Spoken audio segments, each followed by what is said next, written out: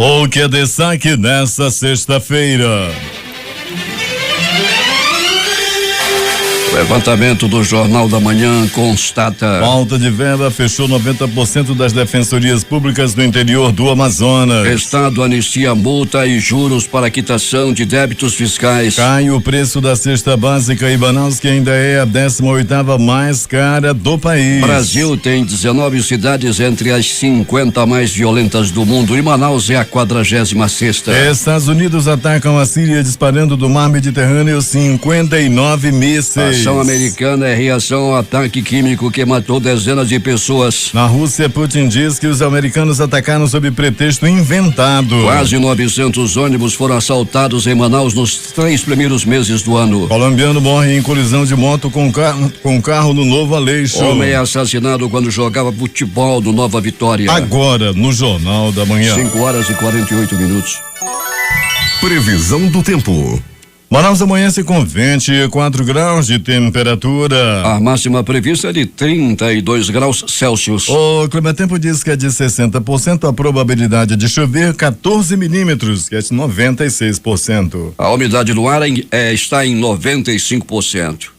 Os ventos estão calmos, com 6 km/h de velocidade. Hoje é sexta-feira, 7 de abril, é o 97º dia do ano. Faltam 268 para acabar 2017. Dia de São João Batista de La Salle. Também é o dia do corretor, Dia Mundial da Saúde, Dia do Médico Legista, Dia Nacional de Combate ao Bullying e à Violência na Escola, Dia Mundial da Luta contra o Fumo e o Dia do Jornalista. O Rio Negro subiu mais 3 centímetros. Seu nível em relação ao mar estava ontem em 27 metros e 59 centímetros. Com algumas nuvens, o Aeroporto Internacional Eduardo Gomes opera sem restrições para pousos e decolagem. Fatos acontecidos nesta data. Registros da história. 1831 era realizada a primeira execução do hino nacional. E nesse mesmo ano, Pedro I abdica ao trono do Brasil, que é herdado por Pedro II aos 5 anos de idade. 1908, fundação da Associação Brasileira de Imprensa por Gustavo de Lacerda, no Rio de Janeiro. 1945, Segunda Guerra Mundial. O navio de guerra japonês Yamato, o maior navio de guerra jamais construído, é afundado por aviões americanos 200 milhas ao norte de Okinawa, quando se dirigia para uma missão suicida na Operação Tengo. 1948, a Organização Mundial da Saúde é criada pelas Nações Unidas. 1968, o campeão mundial britânico de automobilismo Jim Clark morre em um acidente durante uma corrida de Fórmula 2 em Hockenheim. 1969, data de nascimento simbólica da internet.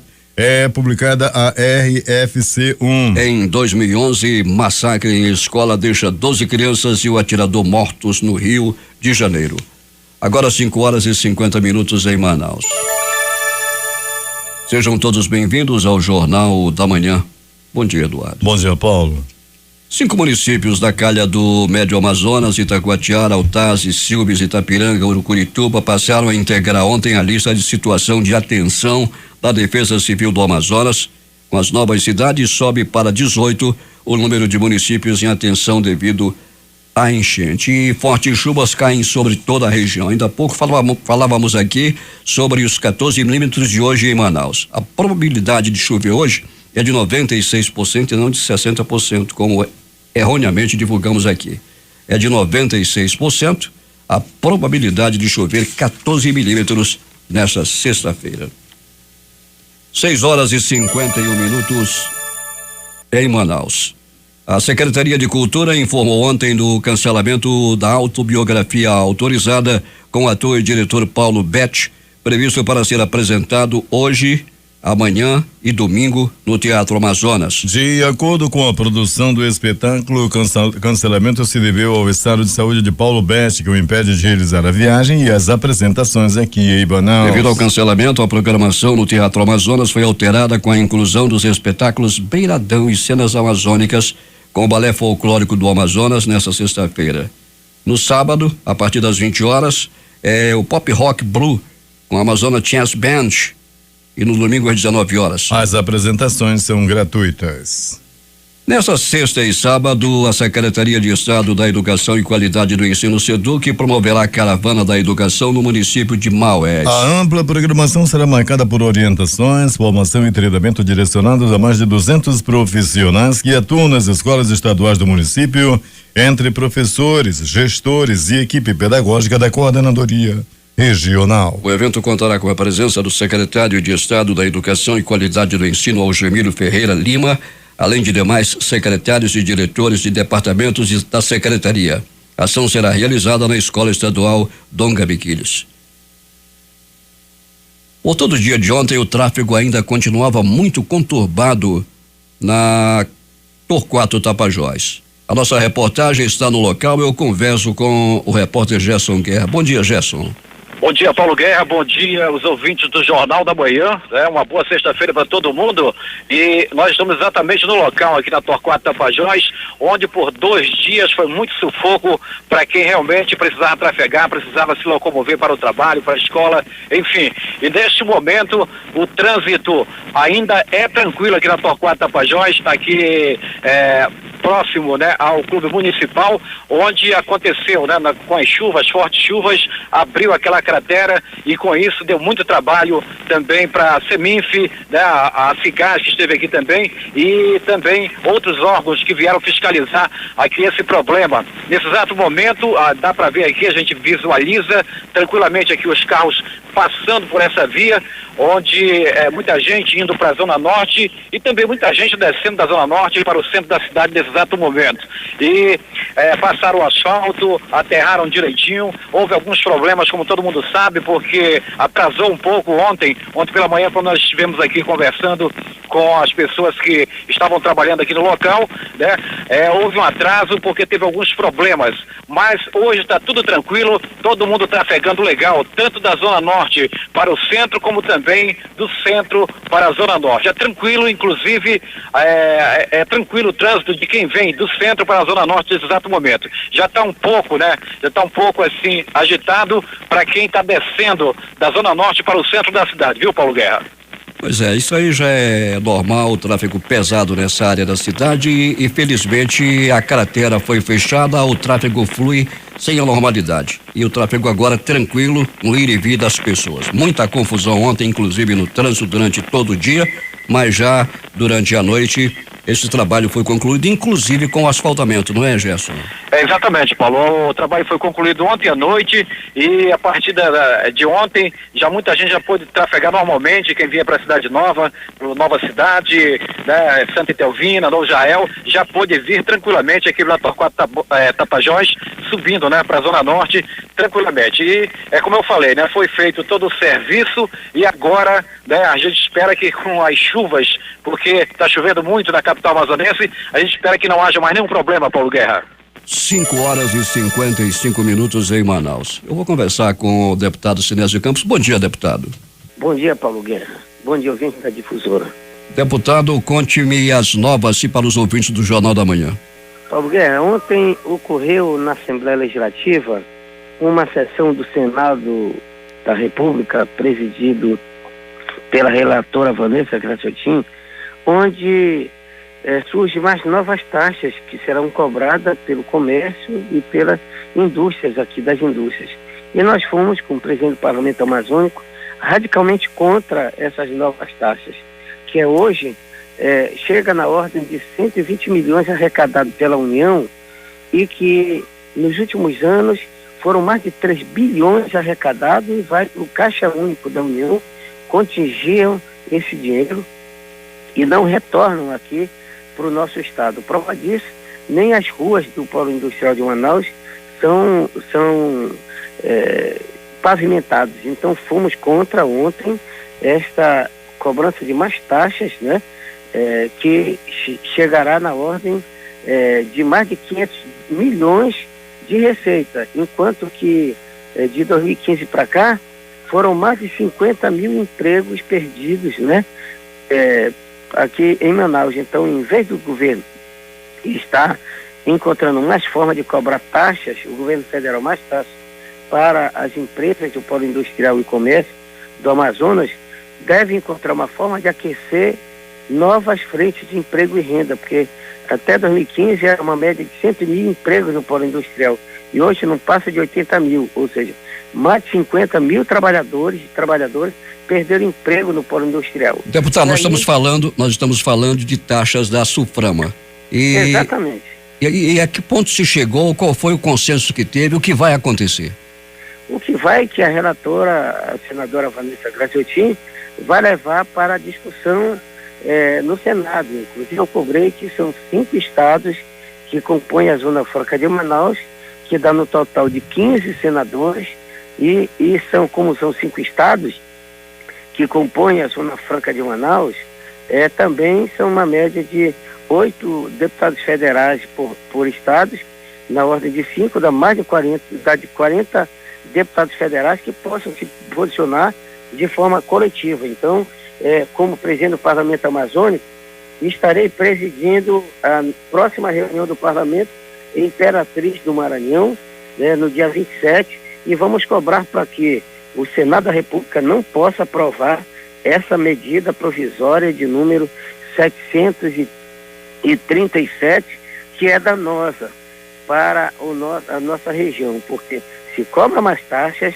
e o povo do Amazonas e aqui dos estados e da região não vê esse recurso voltando como melhoria de vida para a população. Vamos aguardar então, deputado Sinésio Campos, para ver se o governo federal se sensibiliza, porque chega de ataques à Zona Franca de Manaus e com cobranças de taxa, naturalmente comprimindo, esmagando todo o estado aqui e a sua economia.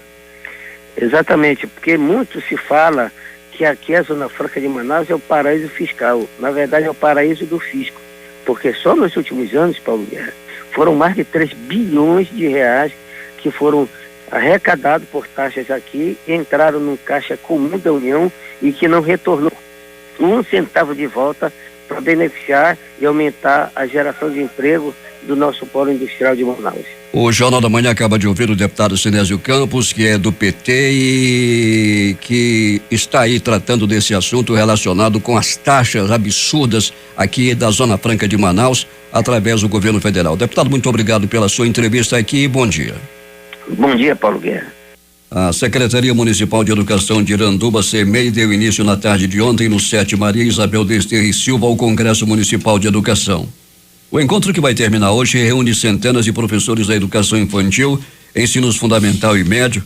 São parceiros da SEMEI na iniciativa Secretaria de Estado da Educação, SEDUC, a Universidade Federal do Amazonas, UFAM, e a Universidade do Estado do Amazonas, UEA. Com o tema Gestão Compartilhada se faz com o compromisso da coletividade, os organizadores buscam incentivar a integração entre as várias secretarias que compõem a administração local, com o intuito de promover a formação integral do cidadão irandubense. A secretária municipal de Educação, professora Rosa Fonseca, definiu o congresso como um espaço de troca de experiências. Falando no encontro, o prefeito Francisco Gomes pediu compreensão dos professores em relação ao péssimo estado de conservação em que se encontram as escolas do município. O prefeito anunciou também que já determinou a secretária de Finanças do município, Ana Lúcia Viana, a reserva de recursos para o pagamento da primeira parcela do 13º salário em julho próximo. Disse ainda que as férias deste ano de todos os servidores serão pagas em dia. A Prefeitura de Manaus, representada pela Secretaria Municipal de Limpeza Urbana, participou ontem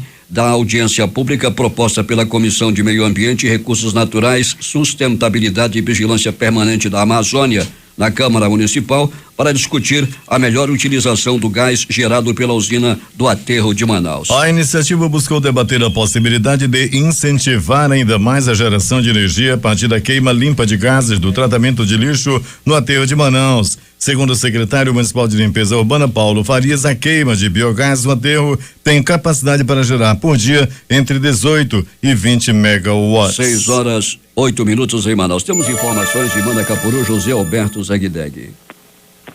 Muito bem, Paulo Guerra. Manacapuru, longe de viver as promessas dos políticos que, após ganhar a eleição, parece entrar em estado de amnésia. A começar pela sinalização de trânsito, que foi tema de muitos discursos em campanha e matéria também aqui no Jornal da Manhã. Agora, sem sinalização, o motorista até que se conscientiza e teme um possível acidente. O problema são os buracos que enfeitam as ruas da cidade, principalmente nos bairros periféricos. A cidade está tão esburacada que já virou motivo de piada. Um certo cidadão, ao visitar a cidade, depois de passar por algumas ruas, parou em um ponto de táxi e, com um sorriso irônico, disse aos colegas motoristas: nesta cidade não precisa de autoescola para treinar motociclistas a tirar a carteira de habilitação. As ruas têm tantos buracos que os carros e motocicletas andam em zigue-zague. Já o outro cidadão, no jogo de dominó, disse o seguinte: graças a Deus que os buracos na cidade estão diminuindo, o que contrariou os colegas ouvintes. Mas o homem se justificou dizendo: está diminuindo sim, pois a cada 3 buracos, com o tempo, estão se transformando somente em um. Há 3 meses da administração, o que parecia ser não é. No início veio a operação tapa-buracos, que começou a todo vapor, mas foi só enganação. O asfalto colocado nos buracos era tão fraco que em pouco tempo virava areia e granito. Então vieram as críticas e o prefeito pediu à empresa que refizesse todo o trabalho novamente. Daí em diante começou a enrolação. Começa uma rua aqui, não termina, inicia outra ali, e assim ao término de cada rua as outras já estão precisando de asfalto novamente. Ironicamente, muitos acreditam que a nova administração tenha visto nisso uma forma de geração de emprego e renda, pois das oficinas de automóveis não faltam carros quebrados e os donos de oficinas ganhando dinheirinho. Bem, Paulo, Manacapuru já teve diversos títulos.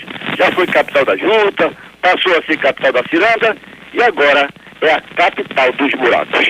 Para o Jornal da Manhã, Zeg Deg. 6h10 em Manaus. A Secretaria Municipal de Administração, Planejamento e Gestão esclareceu que não procedem as informações virais de que a Prefeitura está com inscrições abertas para concursos públicos no município. Há sites e páginas em redes sociais divulgando notícias falsas sobre um suposto edital aberto para concurso na Prefeitura, causando muita desinformação e gerando expectativas na população, declarou a titular da SEMAD, Luísa Bessa Rebelo. A secretária ressalta que a Prefeitura realiza ampla divulgação no Diário Oficial do município e na mídia em geral, quando promove certames visando a contratação de pessoal para seus quadros funcionais, conforme determina a legislação. A Fundação de Vigilância em Saúde do Amazonas, FVSM, realiza no próximo domingo uma programação especial de saúde e bem-estar na orla da Praia da Ponta Negra, no horário de 8 às 11 horas. O evento tem como objetivo comemorar o Dia Mundial da Saúde, celebrado no dia 7. Para a coordenadora do evento da FVS, Raquel Tapajós, a Fundação tem como carro-chefe a prevenção de doenças. Isso também é a finalidade da data comemorativa, que busca sensibilizar a população a respeito dos vários aspectos que envolvem a saúde. O Dia Mundial da Saúde é hoje e, segundo o diretor-presidente da FVS, Bernardino Albuquerque, a saúde é preciso ser vista como forma total de bem-estar. Isso é oriundo de uma qualidade de vida e o objetivo é compartilhar boas atitudes para estimular bons hábitos de saúde da criança ao idoso. Afinal, ninguém deseja a doença, e sim a saúde. No dia 7 de abril é comemorado em todos os continentes o Dia Mundial da Saúde. Saúde não significa apenas a ausência de doenças, mas principalmente o bem-estar físico, social e mental das populações. Portanto, mais que uma comemoração, este dia é também um momento de grande reflexão. O governo do estado do Amazonas, através da Fundação de Vigilância e Saúde, realizará no dia 9 de abril, domingo, de 8 às 11 horas, uma grande mobilização na Praia da Ponta Negra, alusiva a esse dia, com participação de instituições públicas e privadas, oferecendo à população informações e atividades relacionadas à saúde, esporte e lazer. Convidamos toda a população de Manaus a participar desse evento de grande significado para a vida das pessoas. 6h13 em Manaus.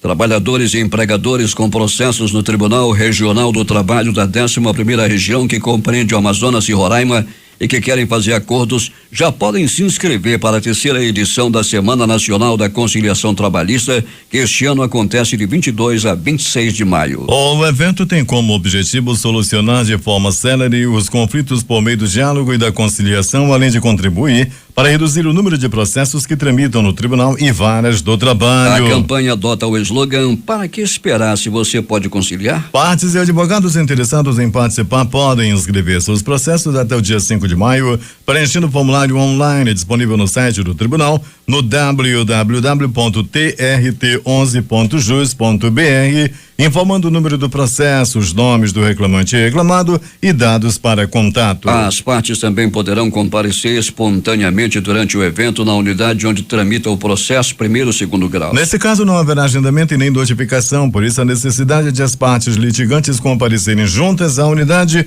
no sentido de viabilizar a conciliação. No TRT-11, as audiências serão realizadas no Tribunal e nas Varas do Trabalho de Manaus e do interior do Amazonas e também na capital Boa Vista. As unidades judiciárias vão selecionar ainda os processos que têm possibilidade de acordo e intimar as partes envolvidas no conflito. Justiça Federal exigiu que a União e Estado passem a identificar e catalogar em um prazo de 120 dias as famílias separadas em razões de hanseníase. País Gama tem os detalhes. A Justiça Federal determinou que a União e o Estado do Amazonas promovam em até 120 dias a identificação, catalogação, restauração e a manutenção dos acervos documentais de estabelecimentos destinados à recepção e manutenção de crianças separadas compulsoriamente de seus pais em razão da política de isolamento e internação compulsória de pessoas atingidas pela hanseníase. A decisão liminar foi concedida em ação civil pública ajuizada pelo Ministério Público Federal do Amazonas para assegurar o reconhecimento histórico das violações aos direitos humanos realizadas em desfavor de filhos separados de pais com hanseníase, em especial nas décadas de 1920 e 1980, bem como a reparação de danos causados. De acordo com a decisão, a União e o Estado devem produzir, no prazo de 120 dias, catálogos eletrônicos que possibilitem a utilização de informações do acervo para o desenvolvimento de políticas públicas de atenção aos filhos separados. A política segregacionista de combate à hanseníase desenvolvida pelo Estado brasileiro, sobretudo no período de 1920 a 1980, previa a internação compulsória de portadores de hanseníase com o objetivo, em tese, de isolar o portador das pessoas saudáveis para diminuir o risco de contágio e realizar o tratamento de doentes.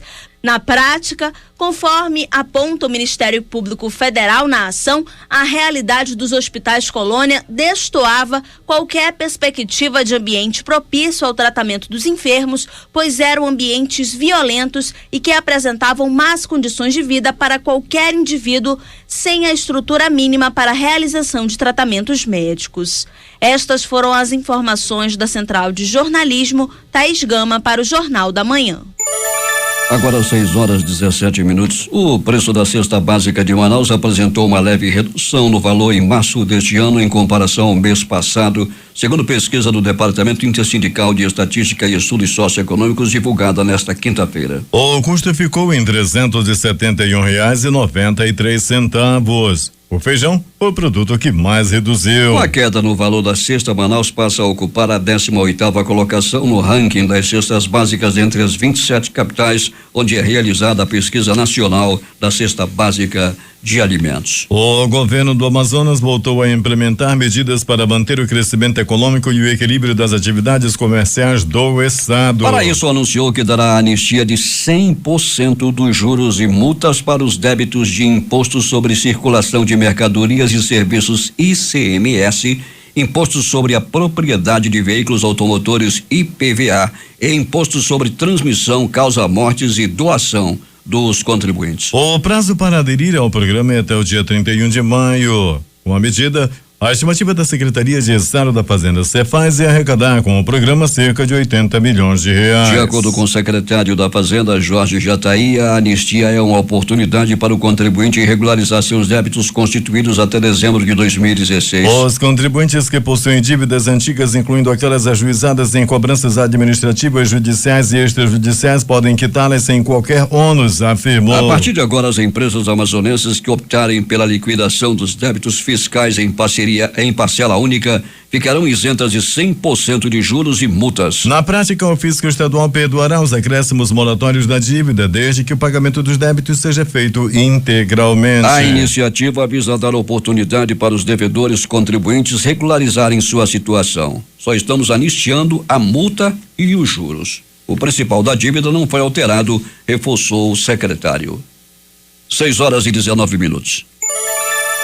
O Amazonas ganha mais uma vez mais novos empreendedores com a ajuda do governo do estado, que na manhã de ontem realizou a assinatura do contrato de financiamento com 32 pessoas que foram aprovadas junto ao programa Crédito Solidário, promovido pelo Fundo de Promoção Social FPS, que este ano terá investimentos de 3 milhões de reais. Durante a solenidade, o governador José Melo ainda anunciou a criação de uma nova linha de crédito, desta vez voltada para os artistas da região. O evento, que aconteceu na sede do governo, na Compensa, contou com a presença do vice-governador Henrique Oliveira, do secretário de Estado do Trabalho, Breno Ortiz, do diretor-presidente da Agência de Fomento do Estado do Amazonas, a FEAM, Alex Daudilio, e da secretária executiva do FPS, Vânia Cirino, além de deputados estaduais. O governador explicou que os créditos solidários é mais uma das ações do grande leque do FPS, desenvolvido sob a orientação da presidente de honra do FPS, a primeira-dama Edilene Gomes de Oliveira. Ele disse também que este programa é destinado para aquelas pessoas que não têm condições sequer de ter uma balista, não tem nenhum juro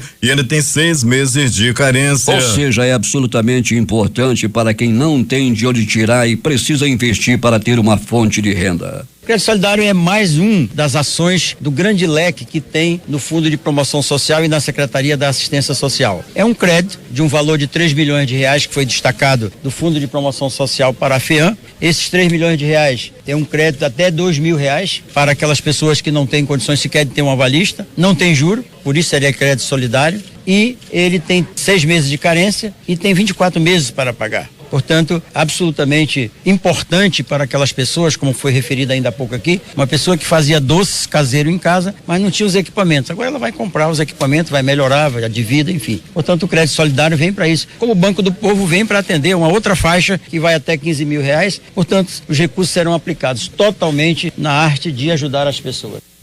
Ainda durante o evento, José Melo anunciou a criação de uma linha de crédito de até 5 mil reais dentro da FEAM, exclusiva para os artistas do Amazonas. Também na mesma linha, vamos fazer um crédito dentro do Banco do Povo para os artistas, para aqueles que têm um talento, mas não tem como comprar os instrumentos. E assim, desta forma, é que a gente vai distribuindo de forma mais justa, mais equânime e mais igualitária os poucos recursos que o povo do Amazonas coloca nas nossas mãos através dos impostos. Este ano, nós teremos a oportunidade de atender 1.500 pessoas, né, dentro do programa do Crédito Solidário.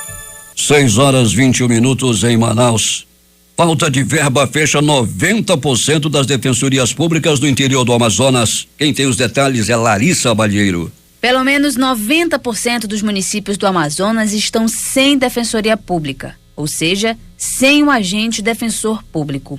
Um destes municípios é Tefé, distante 520 quilômetros de Manaus e com pouco mais de 60 mil habitantes. Atualmente, a sala destinada para atendimento da defensoria está fechada e sem nenhuma previsão para retornar. O papel da defensoria pública é a orientação jurídica e a defesa dos necessitados em todos os graus de jurisdição, tendo, portanto, o papel fundamental de auxiliar o cidadão tanto da capital quanto do interior. Atualmente, a Defensoria Pública do Estado do Amazonas conta com 103 defensores, número considerado insuficiente para atender todo o estado. O ideal para suprir todas as demandas seriam 190 defensores públicos. De acordo com o chefe de gabinete, Tiago Nobre Rosa, não é possível nomear os 53 aprovados no último concurso feito devido à falta de verba. Nós temos concurso em vigor de 2013. Ele vence agora em setembro de 2017, que são 4 anos, 2 mais 2 anos de concurso, prorrogação dele. Nessa lista de aprovados, nós temos 57 candidatos aptos a ingressar na carreira. 57. E os cargos estão vagos para eles entrarem. Então, não existe impedimento legal. O impedimento é financeiro. Hoje, a Defensoria, ela tem um repasse do governo do Estado de 1,05 da Receita Tributária Líquida. Isso equivale a uns 5 milhões, 4 milhões e 900, assim, por mês. A nossa folha hoje é de 5 milhões e 200. Ou seja, o nosso repasse do Tesouro Estadual não paga a nossa folha. Então, como a gente não tem como nomear mais ninguém, já que não tem nem como pagar os que estão dentro. A situação da Defensoria Pública é alarmante. O atendimento ocorre em Manaus com um número máximo para atender. Ano passado, a própria Defensoria precisou emprestar dinheiro do governo do Amazonas, como explica o chefe de gabinete da Defensoria. Ano passado, 2016, nós não tínhamos dinheiro para o 13º, e isso dia 20 e poucos de dezembro.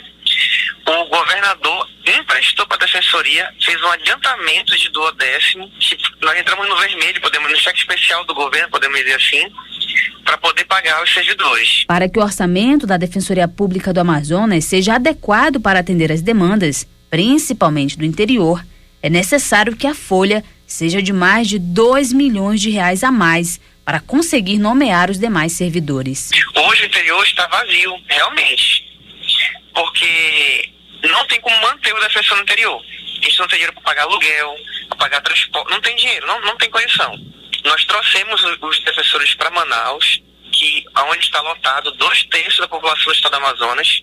Dos 3 milhões, 2 milhões moram em Manaus. Além de Tefé, outros municípios estão sem um agente defensor para atender demandas simples, como a alteração do nome do registro de nascimento.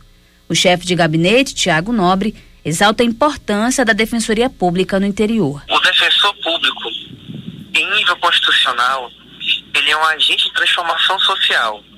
O que significa isso? Significa que ele ajuda as pessoas pobres que não têm acesso à política pública, que o interior do estado basicamente é isso. Eu morei 3 anos no interior, eu te falo de experiência pessoal. Não tem acesso à educação, à saúde, à segurança pública, a meio de transporte. A biometria pode ser afetada no interior do Amazonas com a ausência da Defensoria Pública, como novamente explica o chefe de gabinete. Que é ultra comum no interior. Tem uma letra errada, nota de nascimento errado, e ele chega no TRE com essa certidão errada, eles não aceitam. Então nós temos que retificar o registro civil dele, consertar o registro. Então só quem faz somos nós. Ou ele paga para o advogado ou faz de graça com a gente. Atualmente, mais de 11.588 eleitores do interior do Amazonas estão com a situação irregular na Justiça Eleitoral e precisam regularizar até 2 de maio. Em contrapartida, a biometria ocorre normalmente em 52 municípios, visando o pleito de 2018.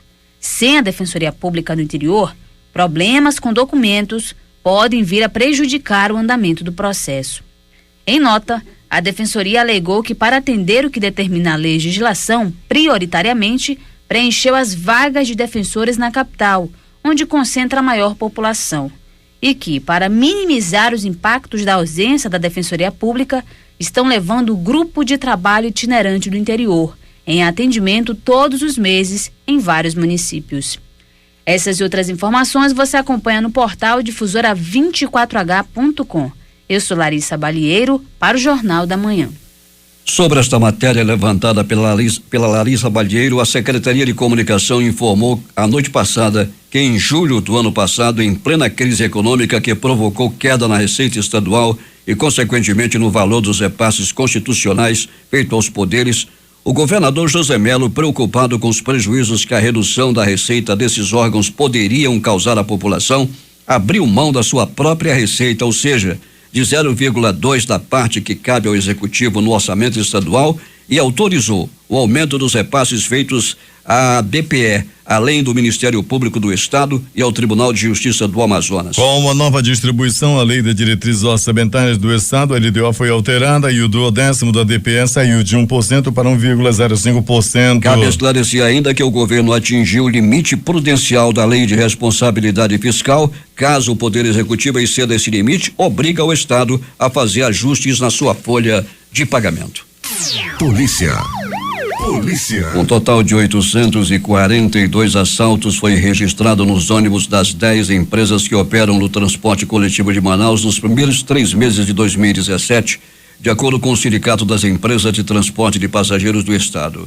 Entre janeiro e março do ano passado foram registrados 612 assaltos, um aumento de cerca de 37,5% no mesmo período. O prejuízo já ultrapassa os R$240 mil. A Polícia Militar vai deflagrar diversas operações com o objetivo de combater a criminalidade em toda a cidade, região metropolitana e demais municípios do estado. Diversos eventos que serão realizados no fim de semana, de 7 a 9 de abril, receberão atenção especial. Portanto, a partir de hoje, a tropa atuará em todas as ações de combate e prevenção de crimes e também na preservação do patrimônio público e privado, ao mesmo tempo estreitando as relações com a comunidade, a exemplo do conjunto de medidas que a polícia já vem adotando nesse sentido. A Operação Saturação visa aumentar a sensação de segurança em toda a cidade. Com ações de prevenção e combate a atos ilícitos nas áreas residenciais e comerciais, empregando efetivo policial da sede dos comandos de policiamento de área e administrativos. 6h33 em Manaus. O que aconteceu na noite e madrugada, Gerson Guerra? Muito bem, Paulo Guerra. Vamos aí para as notícias da noite e madrugada de pronto-socorro e polícia. Ontem à noite, por volta de 23 horas, policiais da Força Tática em patrulhamento pelo bairro Morro da Liberdade, fronteira com Santa Luzia, na área do conjunto Prosamin, zona centro-sul da cidade, ouviram barulhos de tiros disparados e saíram em direção aos suspeitos. Os infratores que estavam em um carro Vectra, placas JXW 8777, cor prata, na tentativa de fugir do local, colidiram com a viatura da Força Tática. Foram presos Vanderlei Ribeiro Cunha, 19 anos, Raido Santos Martins, de 19, e Márcio Bastos Carioca, de 30. Foram apreendidos, pasmem, com os bandidos, um fuzil 556 com numeração suprimida, um revólver calibre 38 também com numeração suprimida, um 32 com numeração suprimida. Também foi apreendido munição de fuzil 556 e de calibre 38 e 380. Todos foram levados para o primeiro DIP, junto com todo o material apreendido pela Força Tática. O veículo também tem restrição de busca e apreensão. Segundo eles, falaram para os PMs, estavam na área à procura de um rival e o objetivo era eliminar o algoz. Só que a Força Tática chegou primeiro e agora eles vão voltar a comer, beber e dormir por conta da população. No pronto-socorro, 28 de agosto, foi calmo a noite de ontem. Apenas uma ocorrência deu entrada com tiro na região da perna. Giovanni Santos Pereira, de 30 anos. O fato aconteceu no bairro da Compensa. O endereço da vítima não foi identificado. Ele ainda está lá no pronto-socorro 28 de agosto. No pronto-socorro João Lúcio, a coisa já pegou um pouco, viu, Paulo Guerra? Por agressão física, deu entrada Felipe Alexandre Alfaia, de 24 anos. Ele foi assaltar na área do Igarapé do Passarinho e a população não dispensou, largou peia, largou uma sova nele. Ele também levou aquele famoso chá de burro. Com um tiro pelo corpo, deu entrada João Leite de Farias, 26 anos. Ele é prestanista e estava fazendo cobrança na área do bairro Tancredo Neves, quando apareceram meliantes e tentaram tomar a sua motocicleta. Ele acelerou e foi alvejado com um tiro no braço. Ele também foi levado para o pronto-socorro João Lúcio. Dimerson Barroso Nascimento, de 28 anos, foi vítima de acidente com motocicleta na Avenida Rodrigo Otávio. Ele foi encaminhado pelo SAMU para aquele pronto-socorro. Vários acidentes de trânsito aconteceram na cidade de Manaus. Agora, Paulo Guerra, a gente faz aqui,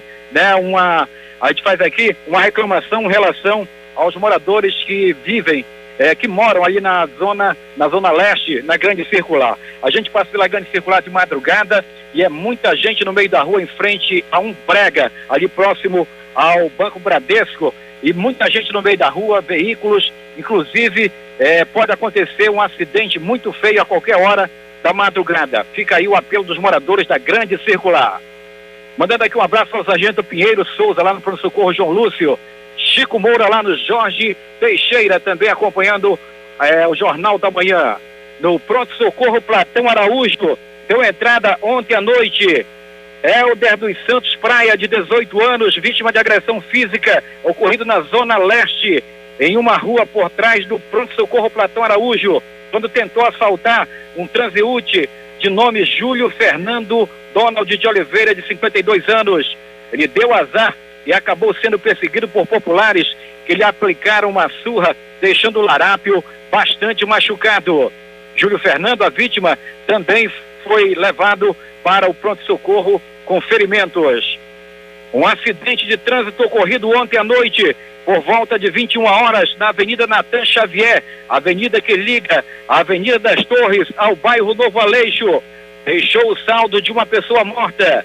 Um carro de marca e placas não identificadas colidiu com a traseira de uma motocicleta que trafegava no mesmo sentido, arremessando o condutor da moto, o colombiano Oscar Afonso Aranda Rincon, de 24 anos, e uma mulher de nome Geisinara Penha, de 21 anos. A jovem sofreu hematomas pelo corpo, mas está fora de perigo e foi internada no pronto-socorro João Lúcio.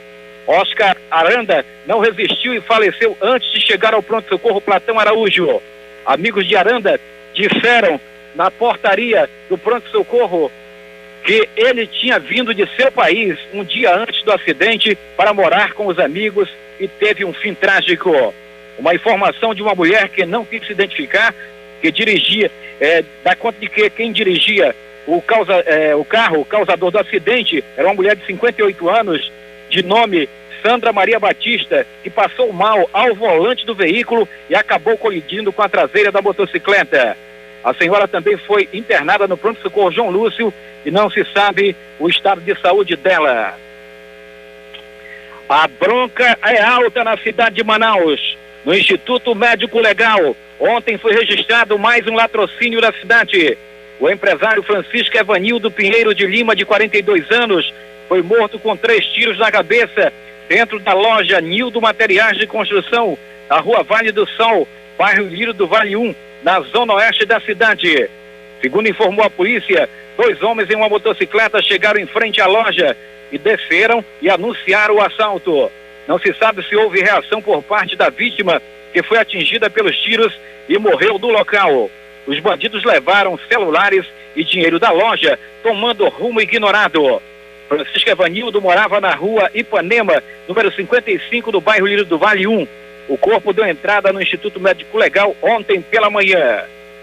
Elivandro Silva Pacheco foi morto por estrangulamento e o corpo foi encontrado próximo ao balneário do município de Rio Preto da Eva, na altura do quilômetro 78.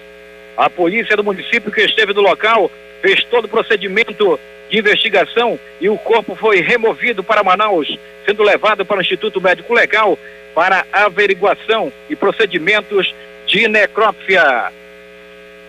Deu entrada no Instituto Médico Legal o corpo de Antônio Lima Sobrinho, de 48 anos, vítima de afogamento ocorrido no rio que corta a comunidade Monte Sião, no Paraná do Supiá, na zona rural de Manacapuru, a 68 quilômetros de Manaus. O corpo foi encontrado por mergulhadores do Corpo de Bombeiros ontem à tarde. Antônio desapareceu nas águas do rio na última terça-feira, quando as autoridades do município foram avisadas. O corpo foi removido para Manaus pelos agentes do Instituto Médico Legal, onde ainda encontra-se para exames de necrópsia. Também foi removido pelo Instituto Médico Legal o corpo de Francisco Rodrigues Gomes, vítima de disparo de arma de fogo, ocorrido ontem à tarde, na fronteira de Manacapuru e o município de Novo Airão, na zona metropolitana de Manaus.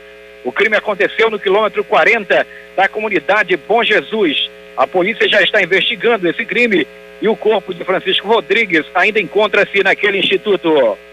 Tiago Lins Duarte, de 31 anos, sofreu um acidente de trânsito no dia 31 de março e estava internado no pronto-socorro João Lúcio, com fraturas pelo corpo, e ontem não resistiu aos ferimentos e morreu. O corpo foi removido do pronto-socorro ontem à tarde, por volta das 16 horas, para o Instituto Médico Legal. Depois de passar pelos serviços de legistas, o corpo foi liberado à família.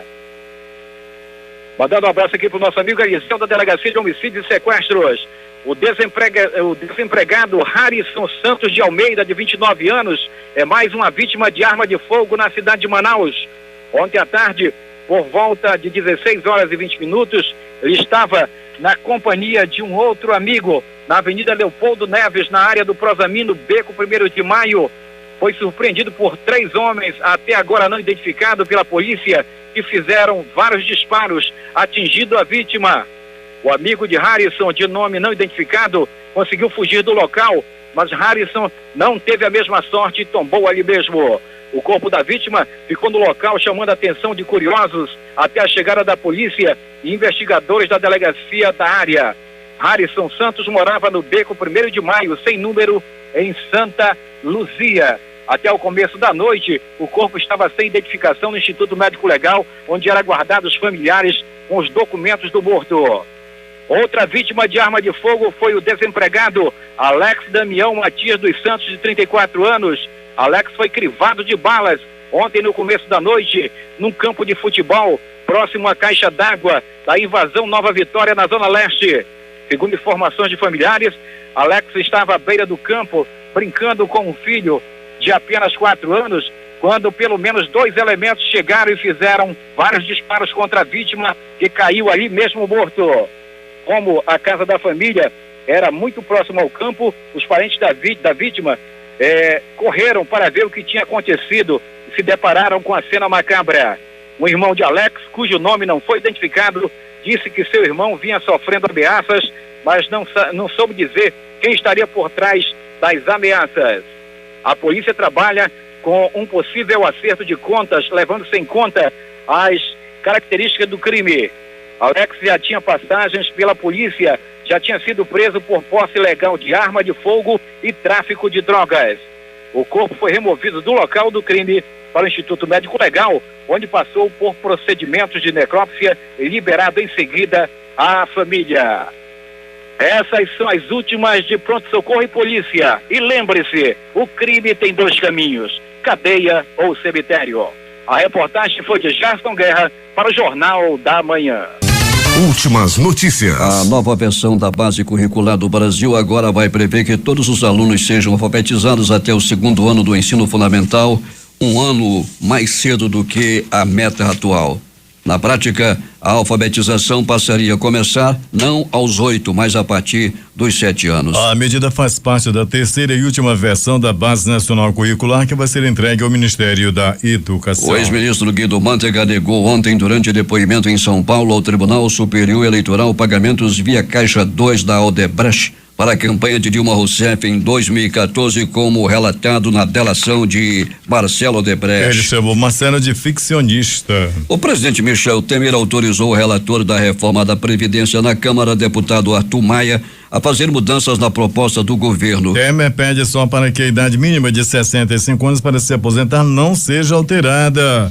Maia explicou que 5 pontos vão ser modificados, como na regra de transição, a aposentadoria para professores e policiais e de pensão por morte, por exemplo. O relator disse que a PEC vai manter o equilíbrio das contas do país. Michel Temer rebateu ontem as críticas que vem sofrendo do senador Renan Calheiros, do PMDB de Alagoas. Para o presidente, Renan sempre vai e volta nas opiniões sobre o governo. Em uma declaração mais forte, Temer disse que não pode ficar brigando com quem não é presidente. De acordo com informações da Folha de São Paulo, Temer rompeu com Renan. Nesta semana, o senador disse que o presidente passa a impressão de que não tem para onde ir. Renan afirmou ainda que, se continuar como está, o governo vai cair para um lado e o PMDB para o outro. O Brasil foi o país com maior número de cidades entre as 50 mais violentas do mundo em 2016, segundo a lista divulgada ontem pela ONG mexicana Conselho Cidadão para a Segurança Pública e Justiça Penal. O país possui 19 municípios do ranking. Das 50 cidades da lista, 19 estão no Brasil, 8 no México, 7 na Venezuela, 4 nos Estados Unidos, 4 na Colômbia, 3 na África do Sul, 2 em Honduras, 1 em El Salvador, 1 na Guatemala e 1 na Jamaica, afirmou a ONG. Na 10ª posição do ranking, Natal é a cidade mais violenta do país, com 69,56 homicídios por 100 mil habitantes. O município é seguido por Belém e Aracaju. A lista inclui ainda Feira de Santana, 15ª, Vitória da Conquista, 16ª, Campos dos Goitacazes, 19º, Salvador, 20º, Maceió, 25º, Recife, 28º, João Pessoa, 29º, São Luís, 33º, Fortaleza, 35º, Teresina, 38º, Cuiabá, 39º, Goiânia, 42º, Macapá, 45º, Manaus, 46ª, Vitória, 47ª e Curitiba, 49ª cidade mais violenta. Com 130,35 homicídios por 100 mil habitantes, Caracas, na Venezuela, aparece no topo do ranking das mais violentas do mundo, seguida por Acapulco, no México, e São Pedro Sula, em Honduras. Segundo a ONG, a repetição da posição da capital venezuelana por 2 anos seguidos confirma a crise criminal naquele país.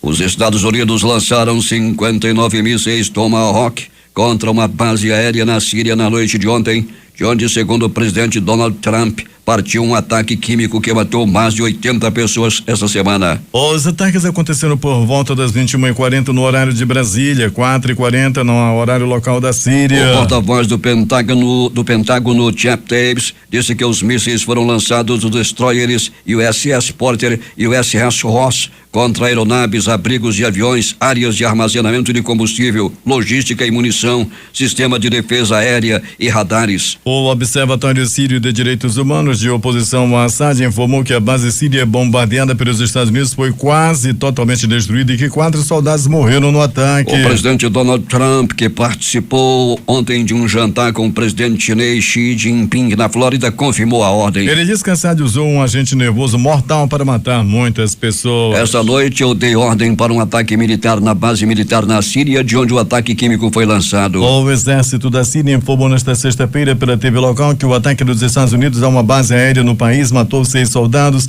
feriu outras pessoas e provocou grandes danos ao complexo.